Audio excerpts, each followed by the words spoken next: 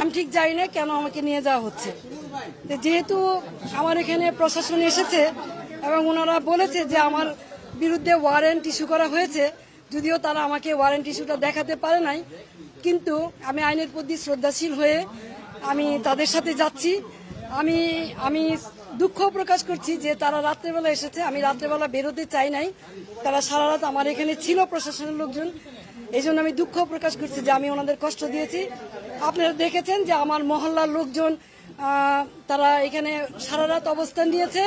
আমি আমার এলাকাবাসীকে, মহল্লাবাসীকে ধন্যবাদ দিতে চাই তাদের এই ভালোবাসার কারণে, যে আপনারা কোনো শৃঙ্খলা আচরণ করেন নাই, শান্তভাবে। আমি আপনাদেরই সন্তান, আপনাদেরই মেয়ে, আপনারা আমার প্রতি যে শ্রদ্ধা, ভালোবাসা, সম্মান দেখিয়েছেন, আমি আজীবন আপনাদের এই ভালোবাসা, শ্রদ্ধা, সম্মান মনে রাখবো। আমার এলাকাবাসী জানেন যে আমি আলী আহমদ চুনকার সন্তান। আমার বাবা সাম্যের রাজনীতি করেছে, দলমতের ঊর্ধ্বে উঠে রাজনীতি করেছে। আমি আলী আহমদ চুনকার সন্তান। আমার যদি অপরাধ হয়ে থাকে জয় বাংলার, জয় বঙ্গবন্ধু বলার কারণে, তাহলে আমি সেই অপরাধে অপরাধী হতে চাই। এই জন্য যদি আমার বিচার হয় তাহলে বিচার হবে।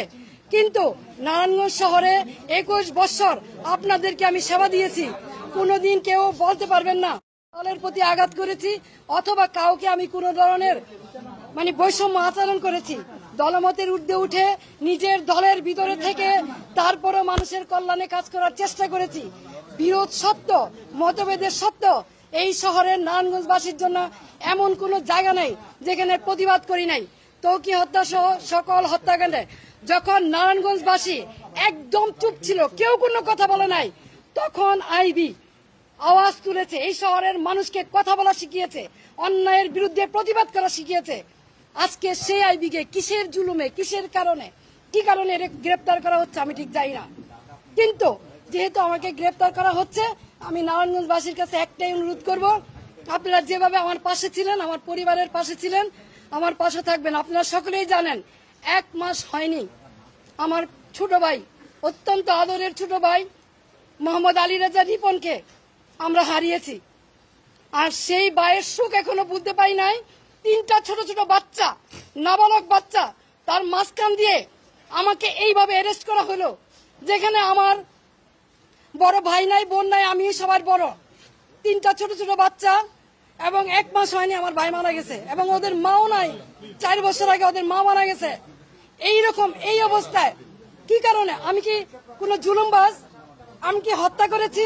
আমি কি চাঁদাবাজি করেছি? আমি কি নারায়ণগঞ্জ শহরে এমন কোন রেকর্ড আমার আছে যে আমি কোনোদিন কোনো বিরোধী দলকে আঘাত করেছি?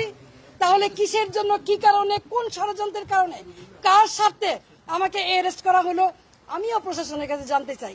বর্তমান যারা সরকার আছেন, সাম্যের কথা বলেছেন, বৈষম্যের বিরুদ্ধে আপনারা আন্দোলন করেছেন, সরকার হটিয়ে নতুন সরকার এসেছেন, তাহলে কি এই বৈষম্য?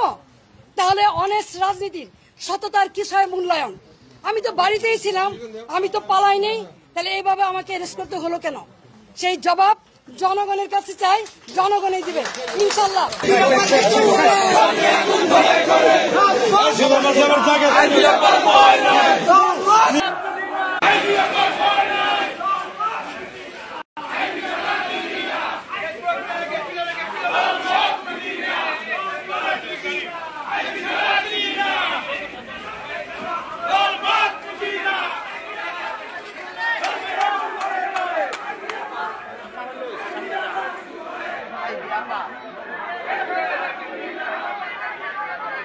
সবাই